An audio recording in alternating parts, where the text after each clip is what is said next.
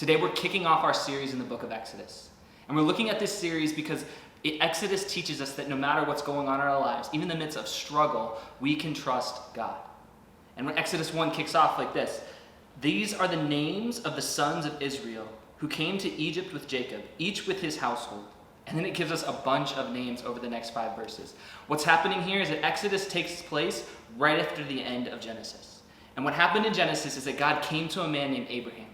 And he promised to give Abraham a son. And along with that, God made a covenant with Abraham. See, a covenant is like a promise. The Bible uses the same word to describe marriage. So I have this ring that I wear as a symbol of the promise, the covenant that I've made with Lauren as my wife. It says that I'm going to honor her, that I'm going to protect her, that I'm going to provide for her, that she's going to love me, that she's going to do the same things for me. And we're going to do this together. See, a covenant is an agreement between two people. And what happened between God and Abraham was a covenant. Except it was just one-sided. God made a covenant with Abraham, and he promised to make him a great nation. And that nation would become the people of Israel.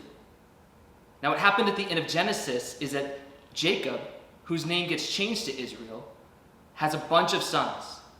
And one of them is in Egypt, but the rest of them live outside of Egypt in the desert, and there's a famine where they can't find food, they can't survive.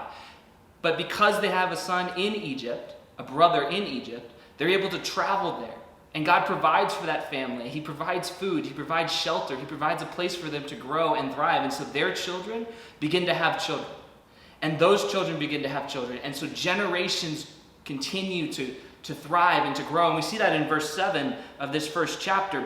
But the people of Israel were fruitful and increased greatly. They multiplied and grew exceedingly strong, so that the land was filled with them. See, what we hear is language that harkens back to Genesis, doesn't it? Maybe you're familiar with the command to go and be fruitful and multiply. The idea is this. Genesis teaches us that the human condition, but Exodus teaches us that God is working to restore that human condition. Genesis teaches us that we've fallen into sin. Exodus teaches us that God is bringing salvation. And what we learn from this first few verses is that God is a God who keeps his promises. Now, how that impacts you and me, whether or not we're Hebrews, whether or not we're Jewish, it's because the covenant that God made with Abraham wasn't just for the Hebrew people. The covenant that God made with Abraham was a promise to be a blessing to the world, everyone. And that blessing comes down the line through Jesus. We put our faith in Christ because God has promised to bring salvation through him. And the promise that God made to Abraham begins to be fulfilled here in Exodus, and we can have our confidence in him through Jesus for our eternity. And so it's a blessing to us to continue to live and to strive and to grow in Christ and to be hopeful, even in the midst of our suffering, that we serve and worship a God who will keep his promises.